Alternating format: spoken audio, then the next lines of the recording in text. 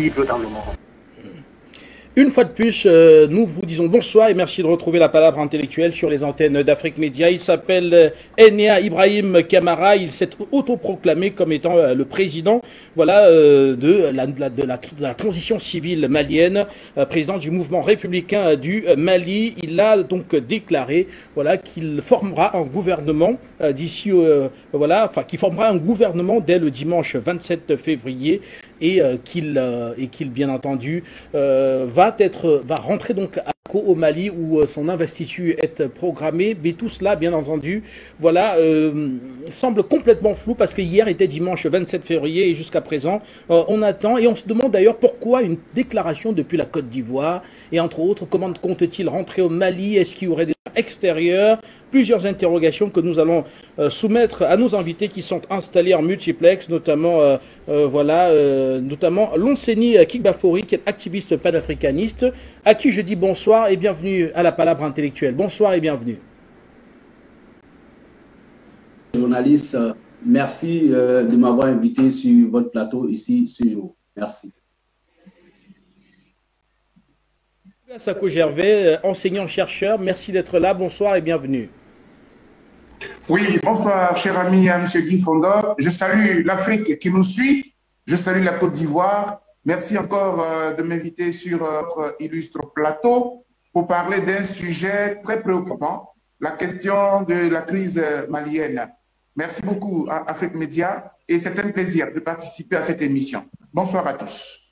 Merci à vous. Alors, je commence par vous, docteur Boga Sako Gervais. Vous dites que c'est un sujet qui est préoccupant, mais d'aucuns pensent qu'il s'agisse tout simplement d'une sorte de plaisanterie de mauvais goût. Nous ne voyons pas comment est-ce que Enia Ibrahim Kamara pourrait rentrer sur le territoire malien et marcher sur Bamako. Vous semblez prendre cela au sérieux tout de même.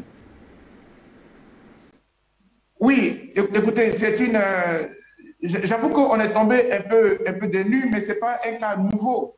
On a vu à travers le monde d'autres crises similaires dans lesquelles les opposants se retrouvent dans d'autres pays et proclament une sorte de gouvernement suspendu, parallèle, en exil, tendant à être soutenu pour combattre le régime à l'intérieur. J'avoue que pour des fils et des filles du Mali, c'est très mal pensé, c'est très mal choisi, et ce d'autant plus que ça pose plusieurs types de problèmes. Et je pense qu'au cours de cette émission, nous allons pouvoir les ressortir. L'un des problèmes majeurs que pose cette situation, c'est le pays dans lequel il se trouve pour pouvoir faire la déclaration, en l'occurrence la Côte d'Ivoire. Parce qu'il y a dans la Charte africaine des droits de l'homme et des peuples de 1981, qui a été signée donc en Nairobi, charte à laquelle la Côte d'Ivoire est partie, il y a un article, je pense que c'est l'article 21, qui interdit tout État signataire de la Charte africaine d'héberger sur son sol un groupe armé ou politique se préparant pour attaquer un autre État membre de l'Afrique, en tout cas qui est signataire aussi de la Charte africaine. Et c'est essentiellement le problème de fond. C'est le problème juridique, c'est le problème de droit, mais c'est surtout le problème des relations entre les pays maliens et ivoiriens que pose cette situation. Sinon, s'il était sur le territoire malien et qu'il avait osé proclamer son gouvernement, il n'y avait pas de problème. Ça, c'est entre une affaire malienne, j'allais dire. Mais le fait de se retrouver en Côte d'Ivoire, dans un territoire extérieur, et de pouvoir proclamer un autre gouvernement, cela met à mal la transition qui est déjà très difficile au Mali. Cela perturbe davantage les populations et c'est pour cela que chaque fois nous sommes obligés d'interroger les politiques qui souvent posent des actes sans tenir compte de la population. Déjà, le Mali est asphyxié. La communauté internationale bombarde le Mali. La CEDEAO bombarde le Mali, bombardée entre griffes à travers les sanctions graves, insupportables. Et quand on se dit politique, homme d'État du Mali, mais on cherche à intervenir pour pouvoir régler le problème. Mais vous rajoutez au problème. Et malheureusement, mon pays, la Côte d'Ivoire, s'en trouve mêlée. Et c'est pour cela que je suis à cette émission pour lancer un appel aux autorités ivoiriennes, notamment au président Alassane Ouattara, pour qu'il prenne ses responsabilités pour que, ni de près, ni de loin, l'État de Côte d'Ivoire, en tout cas notre pays, ne soit mêlé à cette transgression de l'État malien, un État frère. Et je dis. Docteur Bogassako Gerbet, il faut rappeler qu'avant ce gouvernement autoproclamé, il y a déjà eu les écoutes, même si le président Alassane Ouattara ne se reconnaît pas dans cette écoute. Il y a cette fuite d'écoute qui a circulé où on entend très clairement, celui qui voilà, de la voix du président Alassane Ouattara, affirme très clairement, montre très clairement une certaine hostilité vis-à-vis des autorités actuelles de transition au Mali, Lanseni Kikbafori. Alors, est-ce qu'il faut croire ici que quelque part ce serait une action qui pourrait connaître une sorte d'implication des autorités ivoiriennes et que peut-être la portée est censée être beaucoup plus large le moment venu? Merci encore une fois de plus pour l'occasion que vous nous offrez ce soir pour enfin nous exprimer à travers votre canal sur la question aujourd'hui qui fait l'actualité de la CEDEAO, donc la question malienne. Alors, nous, depuis l'entame, sinon, que dirais-je, depuis que le régime de Ibeka a été renversé par les 5 colonels ou les 4 colonels, enfin, les Assimi Goïta et autres, nous avons été de ceux qui, dès le départ, ont cru à une révolution au Mali, ont cru à une refondation au Mali. Nous avons été de ceux qui ont, en tout cas, tout de suite adoubé l'action que les militaires, sinon le peuple d'abord et ensuite les militaires ont mené au Mali. Parce qu'il faut situer les choses dans leur contexte. Parce qu'au Mali, ce n'était pas d'abord un coup d'État. Au Mali, c'est le peuple malien qui s'est soulevé contre un régime. Et donc, comme naturellement dans tout bon pays de bonne démocratie, quand le peuple est agacé, quand le peuple est sans défense, alors l'armée, comme son nom l'indique, l'armée, les forces de défense et de sécurité viennent en appui au peuple pour mettre fin à l'hémorragie. C'est ce qui s'est passé au Mali. Comme il n'y avait pas, parce que généralement on ne peut pas enlever Ibeka et puis un civil va prendre le pouvoir pour dire je vais... Généralement, c'est le peuple en avant et par derrière, l'armée suit le peuple et l'armée prend le pouvoir. C'est ce qui s'est passé au Mali. Donc, je tenais quand même à faire d'abord cette précision. Maintenant, aujourd'hui, moi je suis un homme, hier j'ai intervenu là-dessus, mais ce qui se passe maintenant, un gouvernement autoproclamé et puis c'est en Côte d'Ivoire que ça se passe, pour moi ce n'est même pas étonnant.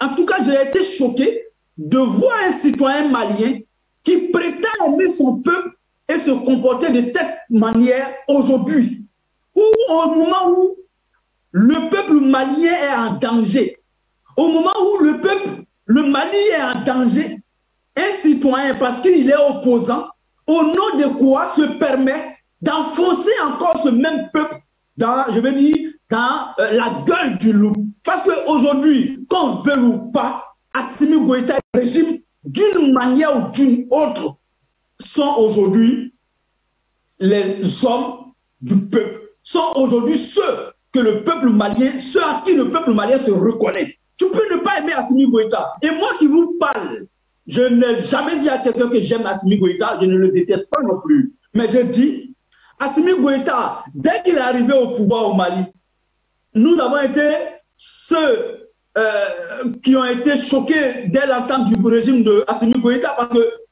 je vous rappelle qu'un de nos compagnons de lutte, Ben Souk, avait été arrêté par le régime d'Assimi Goïta.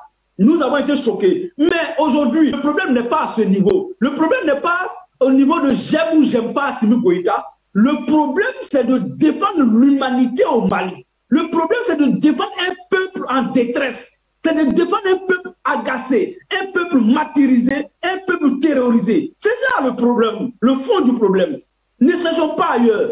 Tu ne peux pas être aujourd'hui fils du Mali ou moi-même fils d'Afrique et aujourd'hui ne pas soutenir l'action que mènent les autorités maliennes. Jamais, c'est inadmissible. Nous allons condamner tout ça. Maintenant, pour revenir proprement à ce qui se passe à Abidjan, moi je souhaiterais que axer mon analyse sur un seul principe. Voyez-vous, il y a plusieurs intellectuels ivoiriens qui ont commencé à lever la voix pour soutenir officiellement et publiquement le peuple malien. Je vais citer entre autres Mme Simone Eve Babou, qui elle a pris position clairement derrière le Mali. Je vais citer ici le professeur Mamadou Koulibaly, ancien président de l'Assemblée nationale de Côte d'Ivoire. Mais tout ça inquiète le régime d'Abidjan. Donc, quand vous les analysez très bien, ce qui se passe sur le sol ivoirien de la part de Ibrahim Kamara, pour moi, ce n'est pas étonnant. En fait, M. Ouattara a toujours été celui qui a voulu régner dans la division des peuples d'Afrique. Et donc, M. Ouattara, sachant très bien que Assimi Goïta a une certaine légitimité au Mali et même en Afrique, parce qu'au-delà du Mali, aujourd'hui, partout en Afrique de l'Ouest, même au-delà de l'Afrique de l'Ouest, le Mali est soutenu par tous les peuples d'Afrique. Ivoiriens, Camerounais, Togolais, Guinéens, tout le monde, tout le peuple africain est derrière le Mali. Donc pour M. Ouattara, qui ne veut pas cette humiliation, parce que c'est une humiliation pour M. Ouattara, de voir Assimi Goïta gagner le duel face à la CEDEAO. On est l'agissement de M. Ouattara. Et donc, qu'est-ce que M. Ouattara veut faire? C'est très simple à comprendre. M. Ouattara veut diviser l'opinion publique malienne. Comme il n'a pas réussi à travers la CEDEAO d'enclaver le Mali, il n'a pas réussi à travers des sanctions mettre le Mali sur le verrou, M. Ouattara est en train de réfléchir à une autre option qu'il aime bien, les coups d'État. Et donc, pour réussir un coup d'État au Mali, il faut appeler les hommes politiques maliens qui ne se reconnaissent pas à Assimi Goïta et qui sont en exil. Il va les faire appel, il va leur demander, selon vous, qu'est-ce qu'on peut faire pour vous redonner le pouvoir à vous? Parce que vous et moi, je sais que vous me comprenez. Je sais que vous allez accepter d'être soumis à ma propre personne. Donc, dites-moi qu'est-ce que je peux faire pour vous, pour que vous puissiez renverser le régime de Assimi Goïta. Voici des gens comme Ibrahim Kamara, voici des gens comme les Boubou Sissé qui se sont donnés facilement à ce jeu. Et donc, Ibrahim Kamara à Abidjan fait une déclaration pour susciter, pour voir qu'est-ce que ça peut susciter dans l'opinion publique malienne. Sinon, vous et moi, nous savons que ce qu'il vient de faire, c'est un non-événement. Il ne peut pas renverser Assimi Goïta et Abidjan à travers cette déclaration. Mais c'est pour jouer sur la psychologie du peuple malien.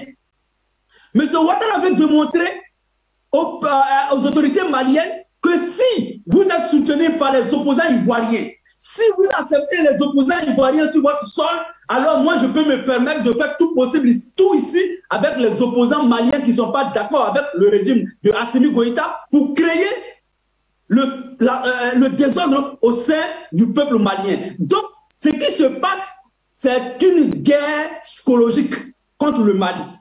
Donc, sinon, je vais dire, de façon pragmatique, de façon pratique, ça ne peut pas faire grand effet sur le régime d'Assimi Goïta. Mais ils sont en train de travailler à créer le doute dans la tête du peuple malien.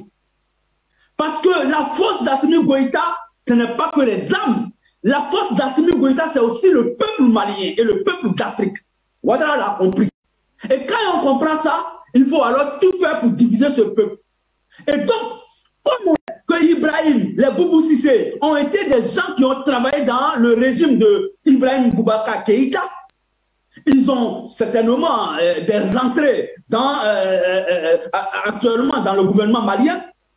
Ils ont certainement un certain nombre de personnes acquis à leur cause. Et donc, quand ils vont prendre le devant de cette scène de diviser pour régner, peut-être, selon M. Ouattara, il pourra diviser le peuple malien pour fragiliser le régime de Assimi Goïta. Parce que la solidité du régime d'Assimi Goïta, c'est sa légitimité qui émane directement du peuple malien. Et donc, il faut diviser ce peuple, il faut détruire ce peuple, psychologiquement, il faut atteindre ce peuple pour que Assimi Goïta puisse être fragile et que M. Ouattara puisse rentrer pour, n'est-ce pas, satisfaire son écho, pour satisfaire ce qu'il veut faire depuis lors qu'il n'a pas encore réussi. Donc un coup d'État pour renverser le régime d'Assimi Goïta, pour redonner le Mali à la recolonisation, pour assujettir le Mali et le peuple malien. C'est ce que M. Ouattara est en train de faire parce qu'il sait déjà que les sanctions sont perdues d'avance, il sait déjà que les embargos et autres,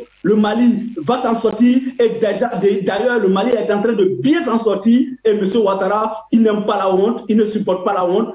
Pour ça, M. Ouattara est prêt à tout. Nous dénonçons énergiquement le comportement des opposants maliens sur le sol ivoirien.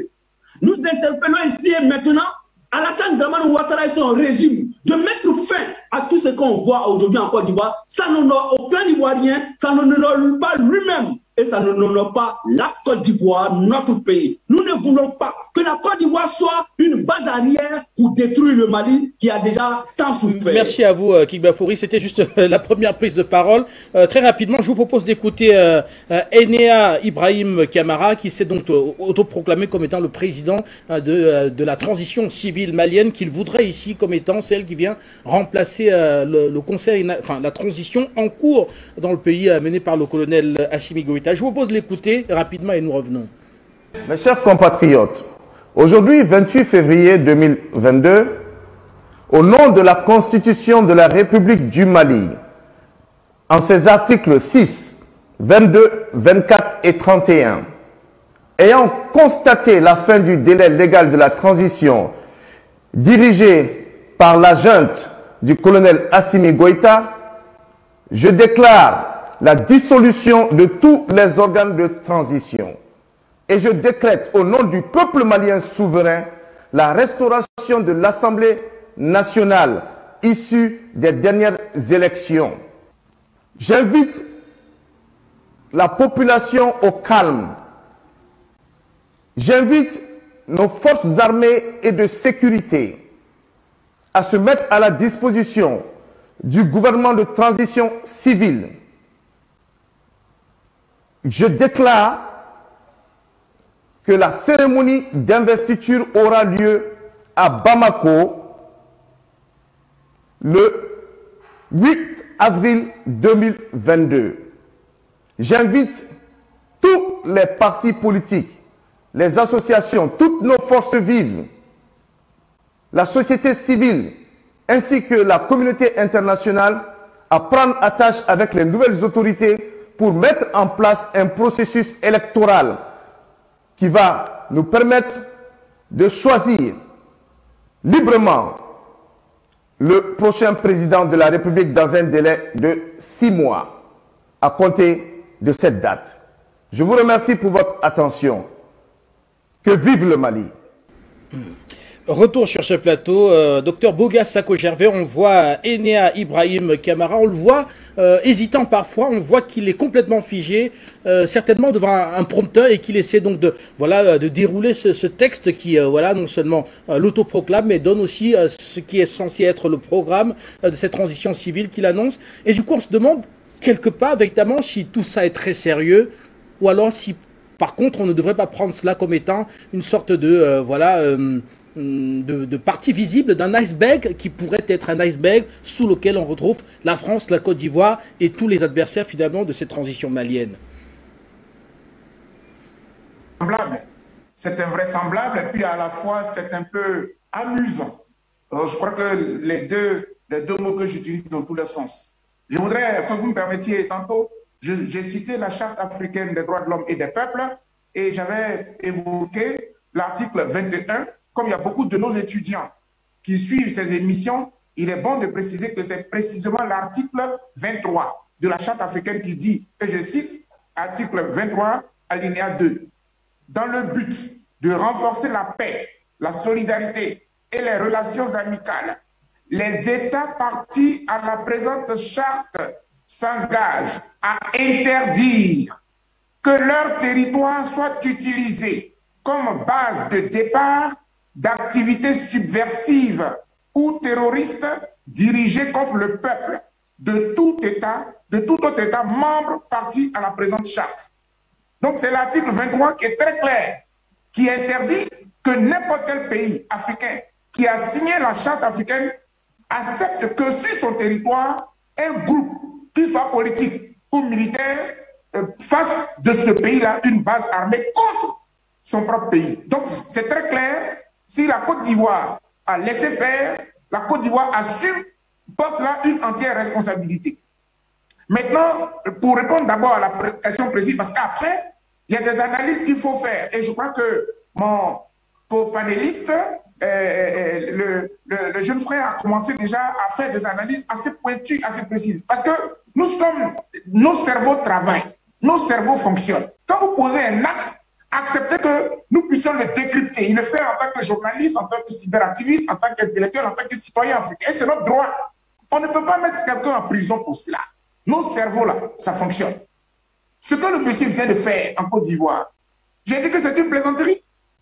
Et puis le journaliste même, monsieur Guy Fondor, vous-même vous l'observez, on voit que ce n'est pas sérieux, on ne voit pas la détermination, c'est comme si c'est une sorte de ballon d'essai.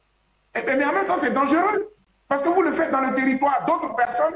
Nous sommes des peuples frères, entre les Maliens et les Ivoiriens, mais on a toujours voulu créer la zizanie entre nos peuples. Hier, c'était le Burkina et la Côte d'Ivoire, parce que la base armée ivoirienne venait du Burkina Faso. Les Ivoiriens, à un moment donné, ont détesté les Burkinabés. Je fais partie de ceux qui ont critiqué le Burkina. Le président Blaise Compaoré avait été assez laxiste. Il avait accepté la rébellion de Guillaume Soro, se préparer, etc. Aujourd'hui, nous sommes redevenus, on a ressoudé nos relations, parce que le frère Guillaume Soro lui-même a fait un mea culpa. On est dans une phase de réconciliation. D'où vient encore qu'aujourd'hui, la Côte d'Ivoire accepte que des frères maliens qui ont fui, comment dirais-je, qui ont fui les militaires, viennent se réfugier ici. La Côte d'Ivoire fait bien de les accueillir. L'asile est un droit international humain. C'est un droit humain. Donc si la Côte d'Ivoire accueille des Maliens, des politiciens qui ont fui leur pays parce qu'ils ne sont pas d'accord avec les militaires qui ont pris le pouvoir, c'est leur droit. Maintenant, quitte à venir en Côte d'Ivoire et lancer un autre gouvernement, je tombe des nues. Parce que dans mon pays, ici, pas plus tard qu'il y a quelques mois, même pas des années, quelques mois seulement, on a connu ici une désobéissance civile. Laquelle désobéissance civile était en train de glisser sur un conseil national de transition. On a vu la réaction de M. Ouattara. Il est sorti de ses gonds, il a condamné, il n'était pas d'accord, etc. Ouais, ce sont des activités de cette nature-là qui ne sont pas acceptées. Et la réaction, encore que le CNT se passait par des Ivoiriens dans leur propre pays. Mais là encore, M. Ouattara était... Mais comment se fait-il qu'aujourd'hui, la Côte d'Ivoire peut accepter que sur son sol, des non-Ivoiriens, des frères maliens puissent venir, comment dirais-je, vouloir créer un gouvernement bis pour contrarier davantage la transition qui est déjà difficile. Permettez-moi, en terminant, de faire une analyse, une petite réflexion, une petite observation, j'allais dire, précise. Il dit, notre frère du Mali, il dit que, considérant que depuis la date X, la transition, la période de transition légale est terminée, je déclare, mais elle est terminée en vertu de quel droit? En vertu de quelle loi? Dans la constitution malienne, il n'y a pas de transition. Donc tout ce qui se passe là, ce n'est pas légal au sens constitutionnel du terme, sauf que le Assimi Goïta et son pouvoir ont été légalisés par le Conseil constitutionnel. Donc entre lui, qui vient s'autoproclamer président de la transition civile, et Assimi Goïta, c'est lui qui est légal. C'est Assimi Goïta. Parce qu'Assimi Goïta, au moins, il s'est appuyé sur le Conseil constitutionnel. C'est-à-dire que c'est un coup d'État qui a été finalement constitutionnalisé. La transition, elle est légalisée. Et mieux, la CEDEAO, les instances internationales, elles s'adressent à qui quand elles veulent parler? L'effectivité du pouvoir malien est entre les mains de qui? Assimi Goïta. Donc quand on est un homme politique malien et qu'on veut aider ses compatriotes qui souffrent des sanctions de l'ONU et des sanctions, non, pas de l'ONU mais de la CEDEAO, que nous avons passé notre temps à condamner et que nous continuons de condamner.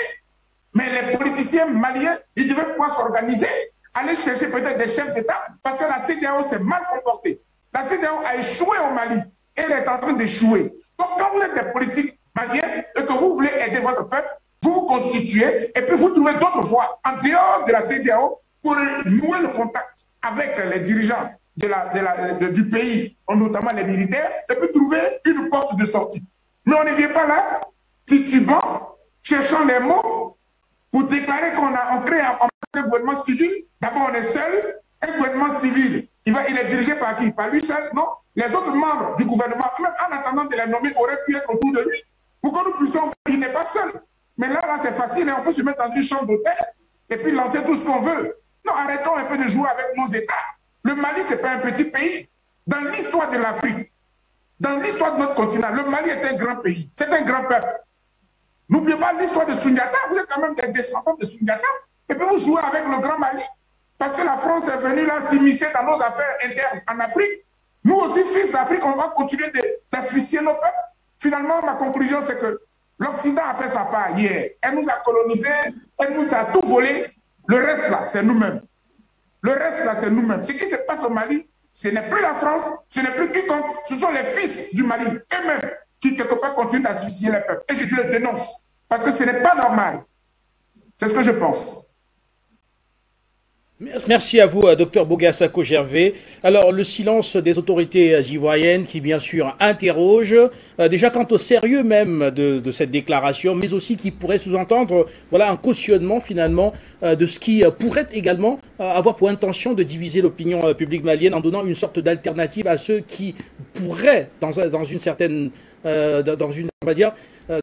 mesure, vouloir écouter un autre son que le son de l'hyper-majorité des Maliens aujourd'hui qui sont pour la transition menée par le colonel Assimi Goïta. Alors, je vous propose de suivre la réaction de Simone, pas la réaction, mais de suivre Simone Gbagbo qui, elle, pense effectivement qu'il y a comme un rôle trouble qui pourrait être donc le rôle de la Côte d'Ivoire ici dans cette crise malienne. Je vous propose de suivre et nous revenons.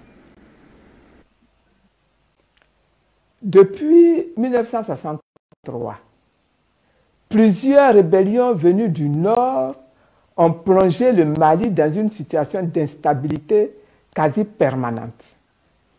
En 2012, une intervention militaire internationale menée sous la houlette de la France a contrarié l'assaut des rebelles du MNLA, Mouvement national de libération de l'Azawad, et de leurs alliés islamistes, qui étaient en passe d'occuper tout le pays.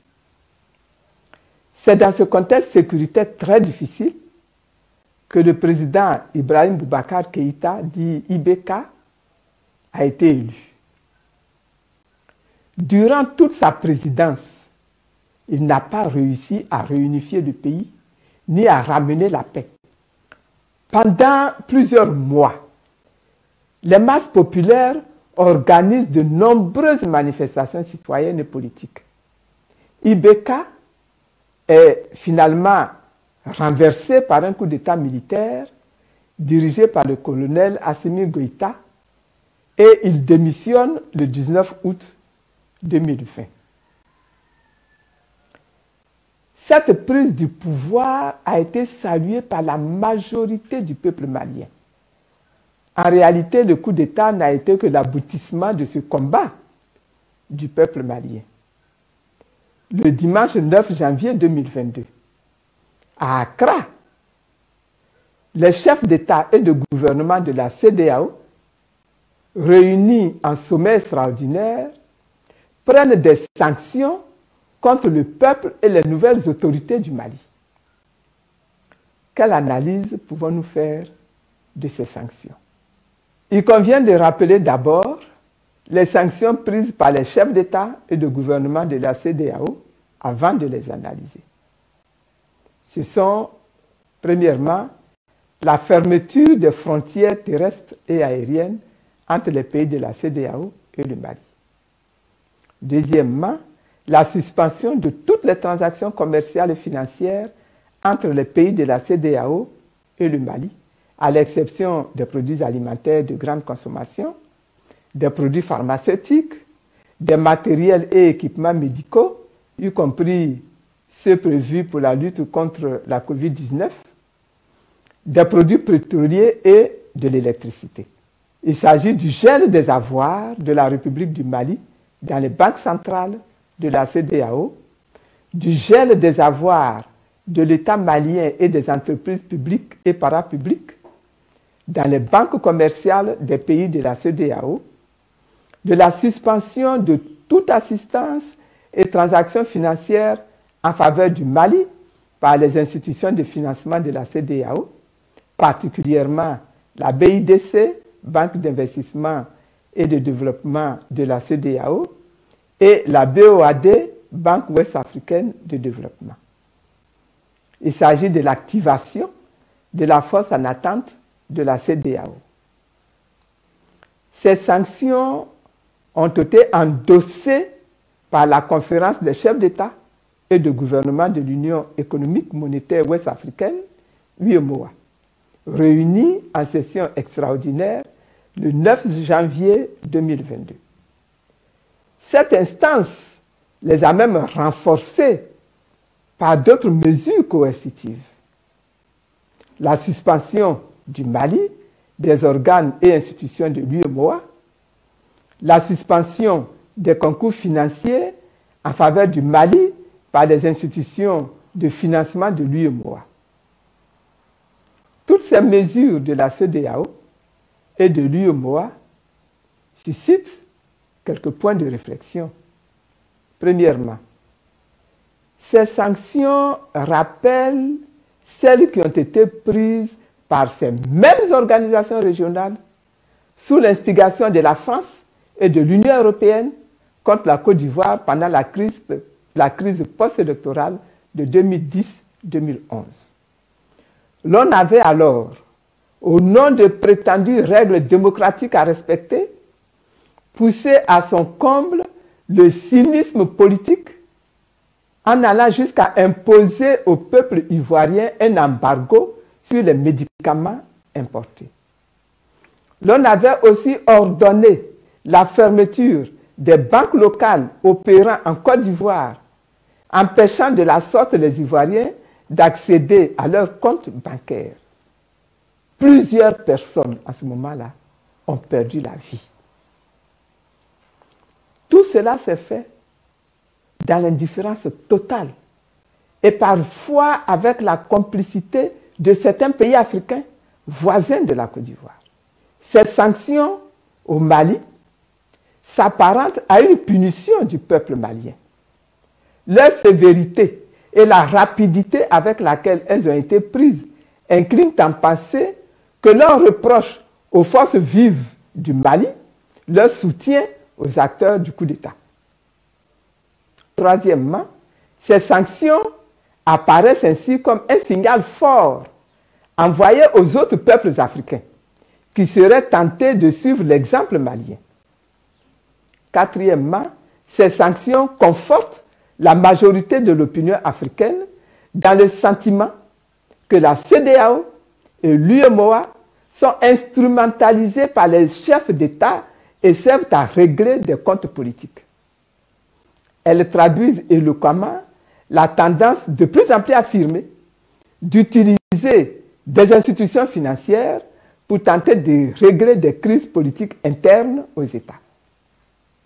Cinquièmement, ces sanctions donnent également à l'opinion africaine le sentiment que ces organisations aux ordres des chefs d'État sont manipulées par la France et par ses partenaires européens et internationaux.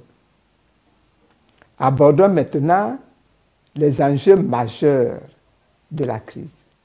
Eu égard à ce qui précède, l'on peut affirmer que les sanctions prises contre le peuple frère du Mali sont illégales, car aucune règle de la CEDEAO et de l'UEMOA ne les justifie.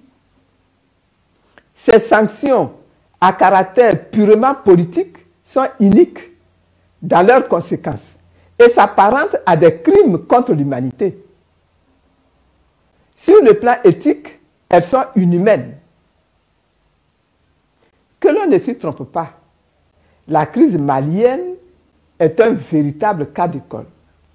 Ce qui se joue au Mali aujourd'hui, c'est moins une guerre contre les djihadistes qu'une tentative de musellement du peuple et de la pérennisation d'une situation d'assujettissement au relent colonialiste.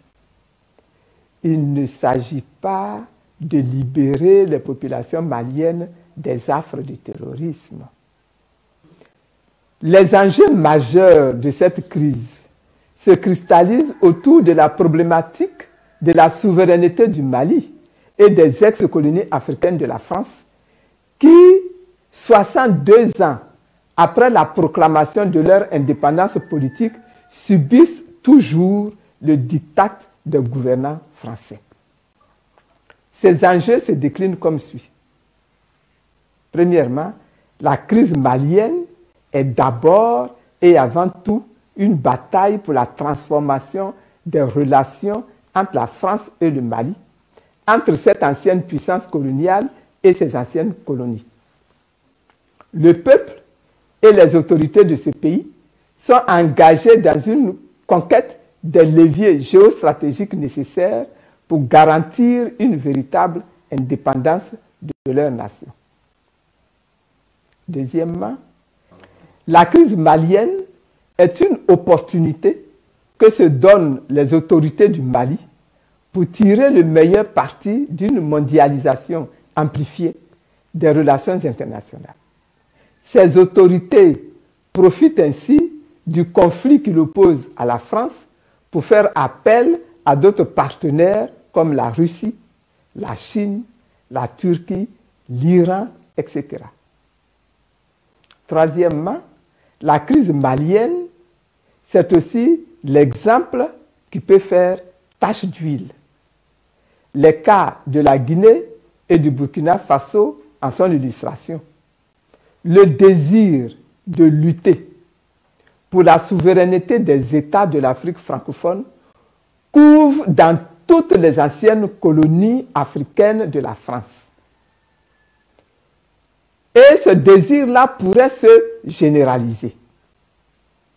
Aujourd'hui, la France, invoquant le caractère illégitime du régime militaire, a pris la décision unilatérale de retirer ses forces, de même que celles de ses partenaires du Mali.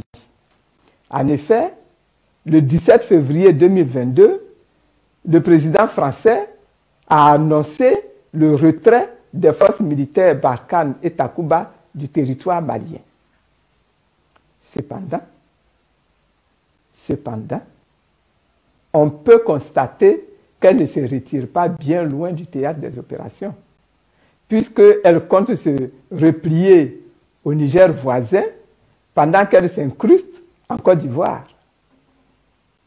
Au moment où cet autre épisode de la crise commence, le Mali, ce pays frère, a plus que jamais besoin de notre soutien sans réserve. Cette position de soutien que j'adopte ne contredit en rien mon attachement viscéral au principe de l'accession au pouvoir par les urnes. Mais il n'échappe à personne que dans l'histoire des peuples, à des moments critiques, l'armée a su parfois investir le champ politique pour justement créer les conditions d'exercice des droits démocratiques et des libertés fondamentales. C'est pourquoi, conformément à ma vision d'une Afrique digne, souveraine et prospère, j'affirme ma solidarité au peuple frère et aux autorités du Mali. Je rappelle qu'après des siècles d'esclavage, des décennies de colonisation et d'indépendance politique, toute velléité de recolonisation de l'Afrique contemporaine est inacceptable. Je déclare que le moment est venu de retirer du continent africain toutes les forces françaises. Je condamne fermement les sanctions inhumaines de la CEDEAO et de l'UEMOA contre les populations et les autorités maliennes. Je demande la levée le plus rapidement possible de toutes les sanctions contre le Mali, puisque j'observe déjà que la crise malienne impacte négativement notre pays. J'interpelle la France, l'Union européenne, l'Union africaine et l'ONU sur leurs responsabilités quant à la dégradation de la situation humanitaire au Mali. J'encourage le peuple et les autorités du Mali à continuer le combat pour l'accession du Mali à la souveraineté dans la cohésion et dans l'unité. j'appelle tous les peuples amis, épris de justice, de paix et de liberté, à aider le Mali et l'Afrique à s'assumer pleinement et à occuper la place qui leur revient de droit dans le concert des nations libres, démocratiques et souveraines. Je demande fortement à tous les Maliens habitant en Côte d'Ivoire de respecter notre pays, sa sécurité, sa tranquillité, sa paix, et de ne pas en faire la base arrière de leur combat. Je reste disposé et disponible pour contribuer à la cause du Mali. Que Dieu protège le Mali. Que Dieu bénisse la Côte d'Ivoire. Et que Dieu bénisse l'Afrique. Je vous remercie. Voilà, retour sur ce plateau. Avant de vous retrouver très rapidement en multiplex, notamment à Lonseni Kikbafori, je voudrais commencer par le docteur Boga Sako-Gervais en quelques minutes seulement, après avoir écouté Simone Gbagbo, qui non pas accuse la Côte d'Ivoire ici de déstabiliser le Mali, comme je l'ai dit à l'introduction de cet élément, mais qui situe la responsabilité historique qui est celle aujourd'hui de cette transition malienne vis-à-vis de l'ex-puissance coloniale qui est la France, et qui en même temps apporte son soutien indéfectible à ces autorités maliennes. Voilà, docteur Boga Sako-Gervais, on voit Simone Gbagbo qui s'inscrit donc dans un soutien sans faille à ces autorités maliennes qui ont aujourd'hui donc une responsabilité qui pour elles est historique et qui devrait déboucher sur la démocratie et le respect des droits fondamentaux. Mais je voudrais la saluer. J'ai toujours dit que c'est une grande dame, c'est une dame d'État, une femme d'État, une femme qui est aussi très panafricaine.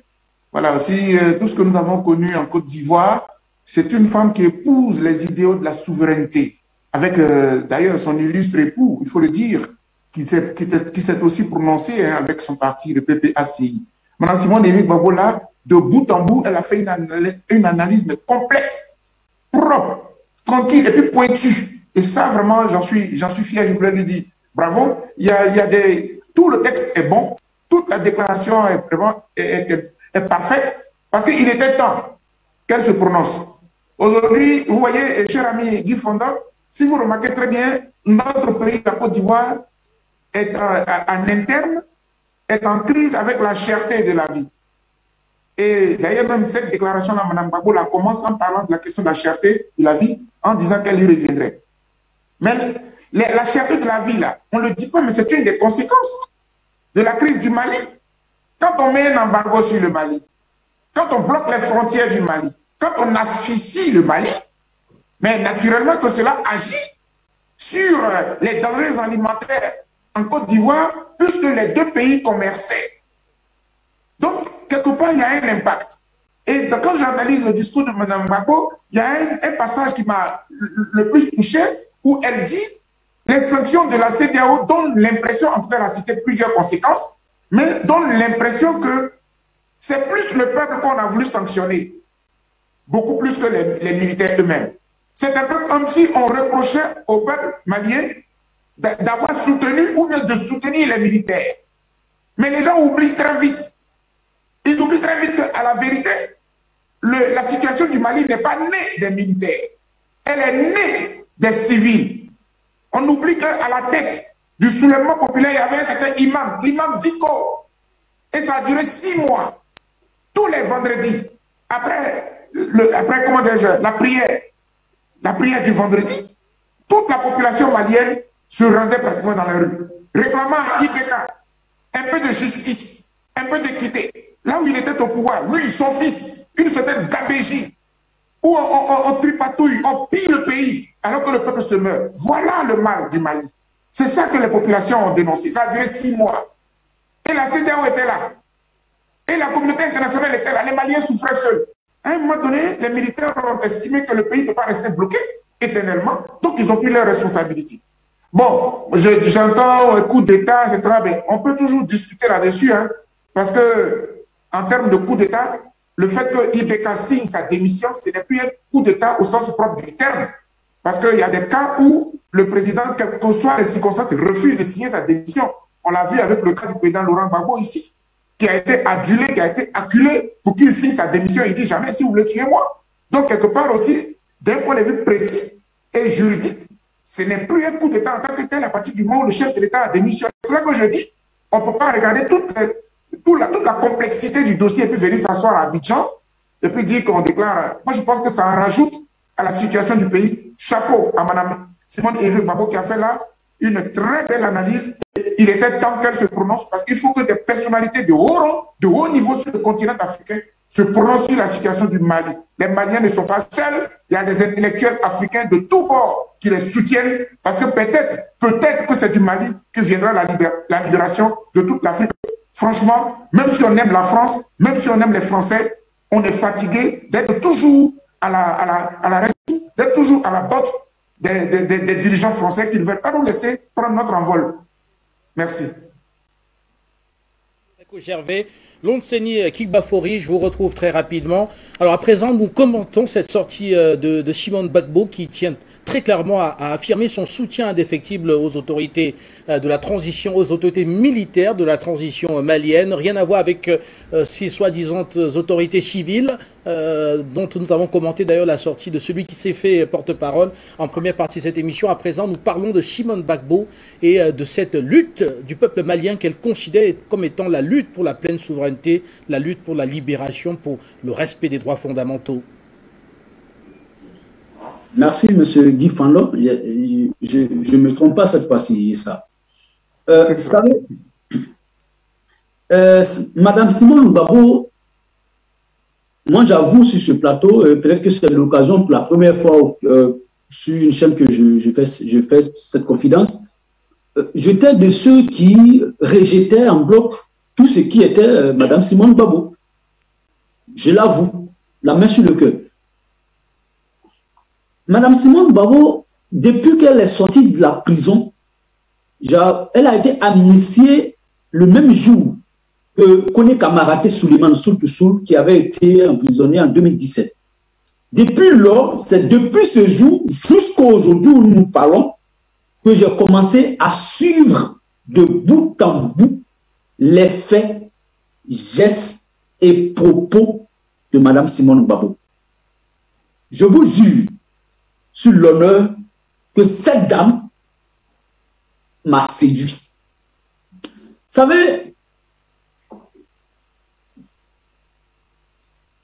aucun individu, aucun être humain ne pourra dire que je n'ai rien fait. C'est pourquoi on m'accuse. Chacun de nous, à notre humble niveau, autant que nous sommes, est un pauvre pécheur. Madame Simone Gbagbo a fait plusieurs années de prison. C'est la seule dame, ou bien la seule personnalité politique qui a subi et qui est sortie, pour moi, hein, selon moi, et qui est sortie et qui m'a donné une leçon de grandeur d'esprit. Oui, j'ai le dernier livre avec moi ici. Cette dame, je ne dirais pas qu'elle a atteint un niveau de maturité, peut-être que c'est trop la rabaisser, mais je n'ai pas de mots, suffisamment de mots pour qualifier la sympathie que j'ai aujourd'hui pour elle. Pas parce qu'elle est jolie, elle est belle, ou bien elle est intellectuelle, mais parce que elle a su relever le niveau du débat politique en Côte d'Ivoire. Et donc, j'ai été parmi les nombreux Ivoiriens qui ont été très fiers d'entendre Mme Simone Gbagbo se prononcer sur le cas malien.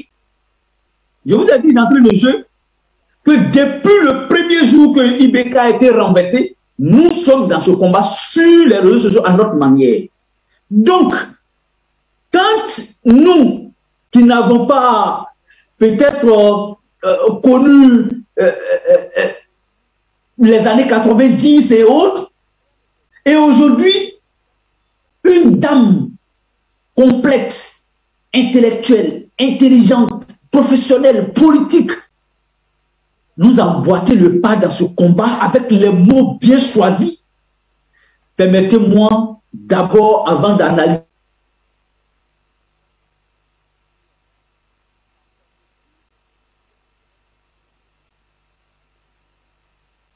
on vous retrouve, Lonseni, on vous retrouve dans une dizaine de minutes. Le temps également d'aller au standard de la télévision panafricaine, donner la parole aux premiers intervenants. Alors, vous commentez deux faits inédits exceptionnellement ce soir. D'abord, voilà, ce gouvernement autoproclamé depuis la Côte d'Ivoire. On tape sur le Mali. Soi-disant Alors que ce qu'on fait du Mali au Mali, de Madame nous, et Yves Bagbo, oui. Allô? Vous me recevez? Oui, allez-y, allez-y, nous vous recevons. Allez-y, s'il vous plaît. Elle nous dit que ce qui se joue au Mali n'est pas malien, mais est africain. Un exemple tout simple qu'elle a pris, elle dit, nous, Ivoiriens, par exemple, depuis le Mali est frappé par un embargo, subitement, la Côte d'Ivoire a commencé à pleurer, les Ivoiriens pleurent. Dans notre jargon, on dit, quand il pleut au Mali, Abidjan est mouillé. L'embargo contre le Mali a eu des répercussions sur la vie, sur le quotidien des Ivoiriens. Elle l'a relevé. La cherté de la vie aujourd'hui en Côte d'Ivoire n'est pas un fait anodin, n'est pas tombé du ciel. Non, en fait, Ouattara se croyait très malin à penser condamner le Mali. Et pourtant, condamner, c'est se condamner. Et donc, moi, je suis stupéfait qu'un économiste se comporte de cette manière quand on sait que le Mali avait un certain nombre de pourcentages élevés dans la transaction au niveau du port de la Côte d'Ivoire.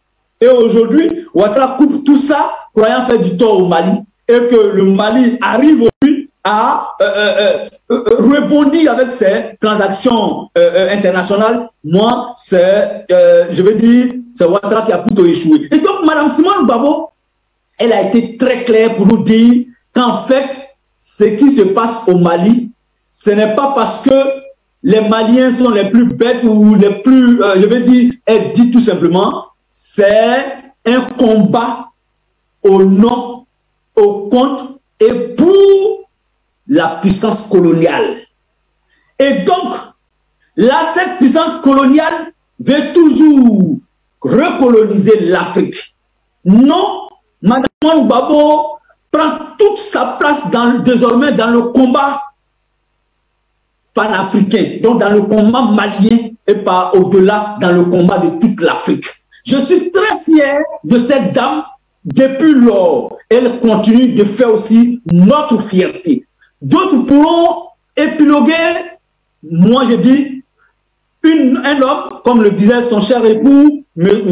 Laurent Gbagbo, un homme, il marche, et puis son chemin, il laisse des traces pour qu'un jour on puisse le retrouver. Et oui, Mme Simone Gbagbo est en train de laisser des traces.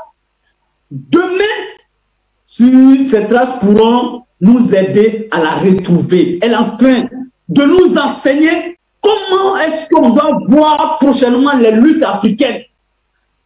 Madame, chère journaliste, je ne serai pas long, je n'ai pas suffisamment de mots sur les propos de cette dame parce que j'ai été ému, très séduit par sa prise de position officielle, pragmatique. Elle assume le fait aujourd'hui qu'elle donne sa voix pour soutenir les autorités maliennes et les Maliens, afin que le Mali puisse avoir, n'est-ce pas, sa caution et son image pour continuer ce noble combat. Merci. Merci à vous. Alors très rapidement, on va aller au standard, donner la parole aux téléspectateurs de la télévision panafricaine. Vous êtes nombreux à avoir suivi l'émission, notamment les deux grandes articulations, à savoir la sortie de ce gouvernement autoproclamé depuis la Côte d'Ivoire, gouvernement de transition malien, gouvernement soi-disant civil, et aussi la sortie de Simone Bagbo, voilà, qui a fait une sortie sur, pour dire son soutien indéfectible donc aux autorités de transition au Mali. Réactions et commentaires, nous vous écoutons. Bonsoir et bienvenue. Bonsoir.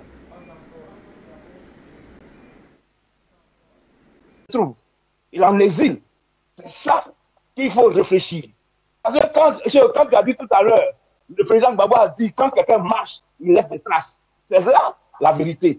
Parce que tu as compris. Aujourd'hui, ce que les gens disaient hier, tu as compris ça aujourd'hui maintenant. C'est déjà tard, mais ce n'est pas tard. Si tu t'es rattrapé, moi je te dis, il faut continuer dans ce sens. Parce que nous tous qui sommes là aujourd'hui, on sait la vision du président Gouin, s'ils étaient venus en Côte d'Ivoire, il n'a pas expliqué. Il disait que le bien de tous les Ivoiriens, même la femme de Mme Simone Gbagbo, elle parlait toujours du bien des Africains. Mais vous, qui êtes aujourd'hui, qui avez retourné votre veste pour venir vers nous aujourd'hui, on vous accueille à bras ouverts. Mais ne faites plus de bêtises comme ça. Parce que vous avez été à l'école pour réfléchir et non pour se reculer comment dirais-je, dans les réflexions. En ce moment-là, ton père t'a mis à l'école pour ne rien. Parce que c'est-à-dire que tu n'as même pas réfléchi. Parce que le monsieur est venu, tu n'as même pas réfléchi. Et c'est que tout ce que les gens disaient, tu trouvais ça mal. Parce que tu dis non, tu es nordiste. Non, ce n'est pas l'histoire des nordistes. C'est l'histoire d'Afrique, des Ivoiriens. Parce que les dis même pas nordistes. Merci à vous. Voilà. Merci. Merci à vous pour cette contribution. On va prendre un tout dernier appelant et nous allons sortir de cette édition. Bonsoir et bienvenue en une petite minute, s'il vous plaît. Bonsoir. Bonsoir. Je salue vos invités, salue les techniciens. Tout d'abord, nous louons le courage de Mme Simone Yvette Gbagbo et nous appelons tous les autres aussi à faire autant. Et Boga Sako, il y a quelque chose que je veux te faire comprendre. Dans ton intervention, tu as bien parlé tu interpelles la France à réviser ses façons de faire, d'intervenir en Afrique et de partir avec les bases militaires. La France n'a pas de conscience. Boga Sako, les satanistes n'ont pas de conscience. Vous voyez, Ouattara sait ce qu'il fait. Parce qu'il sait que dans leur plan, c'est toute la région côtière et les pays côtiers du golfe de Guinée. On doit les bouiller. C'est ce que les satanistes veulent faire. Et c'est l'Afrique qui seront les cobayes. Comme ils le font, comme ils ont fait en Ukraine. Vous voyez ce qu'ils ont fait maintenant? Ils ont encouragé le président l'a fait à se lever. Et finalement, on l'a abattu. Et c'est les Ukrainiens qui meurent. C'est comme ça qu'on fait pour l'Afrique aussi. On peut tuer les Africains. Alors pour cela, nous en appelons à ces satanistes de se réveiller avant qu'il ne soit trop tard. L'Afrique est une nation. L'Afrique est la terre du Créateur, est la terre du divin. S'ils ne savent pas faire, ils seront grillés eux-mêmes. Et nous y sommes. Donc, la population de la région côtière, réveillez-vous. Réveillez-vous. Réveillez-vous. Et ils n'ont pas de raison. Ils ne connaissent pas le sentiment. Et ils tuent. Donc, pas de sentiment pour eux, à leur égard. Ils doivent quitter l'Afrique. La France doit quitter maintenant. Que Dieu bénisse.